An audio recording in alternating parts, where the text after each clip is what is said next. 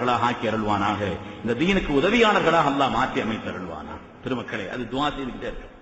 கண்மணி நாயகம் ஸல்லல்லாஹு அந்த இளமை பருவத்திலே அவர்கள் நல்ல தோழமை அவர்களுக்கு கிடைத்ததல்ல, அவர்களால் மற்றவர்களுக்கு கிடைத்தது. அதே மாதிரி ஸல்லல்லாஹு அலைஹி வஸல்லம் அவர்கள் அந்த இளமை பருவத்தில் அவர்கள் செய்த ஒரு காரியம், நிக்காஹ் செய்தார்கள் கதீஜா அம்மா அவர்களை.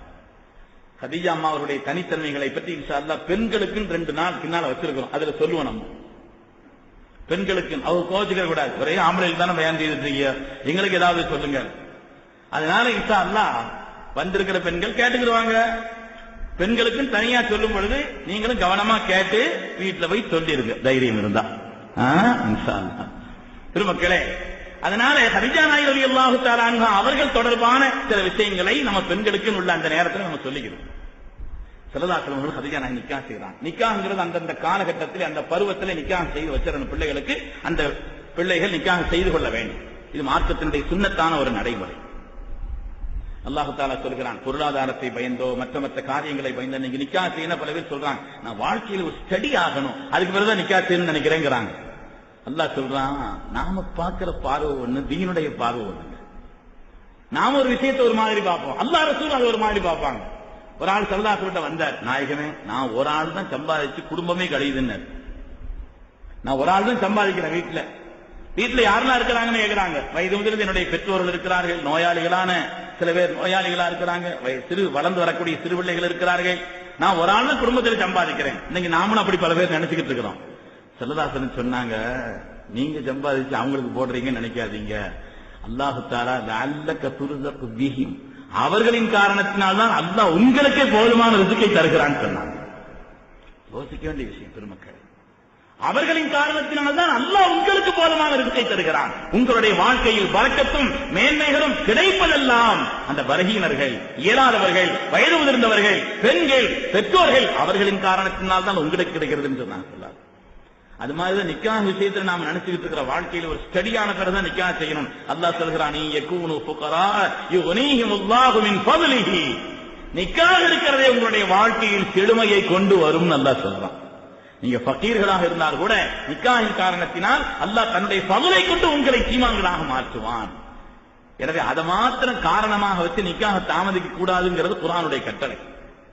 பெருமக்களை, நிக்காஹ்ங்கிறது சுன்னத்தான ஒரு காரியம். லா யுத்திம்மு நுஸ்குன் நாஸிகி ஹத்தா யதஸவ்வஜ என்று ஒரு பொன்மொழி ஒன்று இருக்கிறது. அது ஹதீஸ் என்றும் கூட ஒரு செய்தி. ஒரு மனிதன், ஒரு வணக்கசாலியினுடைய வணக்கம் நிறைவாக வேண்டும் என்று சொன்னால் அவர் நிக்காஹ் செய்திருக்க வேண்டும். அப்பதான் அந்த வணக்கம் நிறைவாகும். அதுபோல அது ஒரு குறைவுள்ள வணக்கம் தான். நிக்காஹ்ங்கிறது ரொம்ப அடிப்படையானது. ஆனா இன்றைக்கு சமூகத்திலே நாம் ஏற்படுத்தி வைத்துவிட்ட பலவிதமான இக்கட்டான நிலைகளின் காரணத்தினால், வரதட்சணை போன்றவைகளின் காரணத்தினால், பல சுமைகளின் காரணத்தினால், தேவையில்லாத பல நடைமுறைகளின் காரணத்தினால் பெரிய சுமைகள். பெருமக்களே, கண்ணீர் வடிக்க வேண்டிய செய்தி. எனக்கு தெரிந்து என்னுடைய ஊரை சார்ந்த ஒருவர் 80 வயசாச்சுங்க. 80 வயசாச்சுங்க. அவரும் அவருடைய சகோதரியும் குடும்பத்திலே, அவரும் நிக்காஹ் செய்யல, சகோதரிக்கு நிக்காஹ் செய்து கொடுக்க இயலல்ல. அவரால் சகோதரிக்கு நிக்காஹ் செய்து கொடுக்க இயலாத காரணத்தினால் தானும் நிக்காஹ் செய்யாமல் இருந்து விட்டார். பெருமக்களை, வயசு 80. இந்த சமூகம் பொறுப்பில்லையா அதற்கு? இந்த சமூகம் அதற்கு பொறுப்பில்லையா? நாம் வைத்துக் கொண்ட பலவிதமான சிரமங்களின் காரணத்தினால், பலவிதமான சுமைகளின் காரணத்தினாலே அப்படி பல குமர்கள் தேங்கி நிற்கிறார்கள். அல்லாஹு தஆலா அவர்களுக்கெல்லாம் பொருத்தமான நல்ல ஜோடிகளை ஏற்படுத்தி அருள்வானாக. பெருமக்களே, நிக்காஹுக்கு முன்னால செய்ய வேண்டிய, கவனிக்க வேண்டிய பல அம்சங்கள் இருக்கிறது. அது தனி நிக்காஹ் பயானா போயிடும். சுருக்கமாக சில வார்த்தைகளை சொல்வதானால், நிக்காஹுக்கு முன்னால நம்ம கவனிக்க வேண்டிய விஷயங்களை பற்றி பெருமக்கள் ஹதீஸினுடைய வாயிலாக சொல்லி காண்பிக்கிறார்கள். பருவம் வந்துருச்சுன்னா முதல்ல காலம் தாழ்த்தக்கூடாது. நிக்காஹினுடைய பருவம் வந்துருச்சா, பொருத்தமான ஜோடிகள் வருகிறதா, காலம் தாழ்த்தக்கூடாது. கொஞ்சம் காலம் போட்டும், காலம் தாழ்த்தக்கூடாது. ஸல்லல்லாஹு அலைஹி வஸல்லம் சொல்கிறார்கள், இதா கத்தப இலைக்கும் மன் தரலவுன தீனஹு வ குலுகஹு ஃபஸவ்விஜு,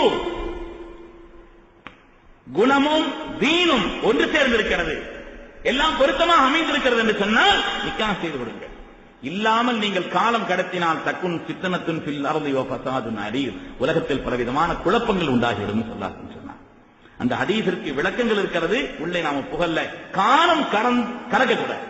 பருவம் வந்துருச்சுன்னா அந்தந்த காலகட்டத்திலே சில பேர் பிள்ளைகளுடைய சம்பாத்தியம் வந்துகிட்டு இருக்குது, இவன் கல்யாணம் முடிச்சா அவன் கவனம் வேற எங்கேயாவது போயிடும், வர்ற வருமானம் கொஞ்ச நாள் வந்துகிட்டு இருக்கட்டும் அப்படி நிக்கா செய்யாம கிடக்கிறது. அசத்து யாரும் எதுவும் சொன்னாங்களா அப்படின்னு ஒண்ணு கேட்டுறாதீங்க, உள்ளது சொல்றேன், நான் நாட்டு பகுதியில் உள்ள நடைமுறைகளை சொல்கிறேன். பெருமக்களே, அதே போல உறுதியான எண்ணம் ஏற்பட்டுருச்சு, இந்த பெண்ணை தான் நிக்கா செய்யுங்கிற மாதிரி பேச்சு உறுதியாகுதுன்னு சொன்னா அந்த பெண்ணை பார்த்துக் கொள்வது சுன்னத்து. இன்னைக்கு பொம்பளை பெண்ணை வந்து யார் பாக்குறாங்கன்னா குடும்பத்தில் உள்ள எல்லாரும் பாக்குறாங்க.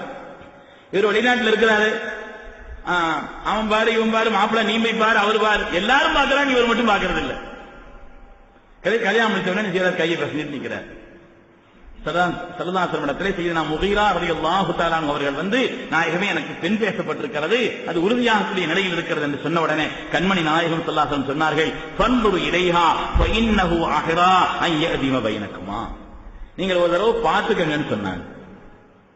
நீங்க ஒரு தடவை பெண்ணை பார்த்துக்கங்க, அப்படி பார்ப்பது இருக்கிறதே உங்களுக்கு மத்தியில் இன்னும் பிரியத்தை அதிகப்படுத்தும் சொன்னாங்க.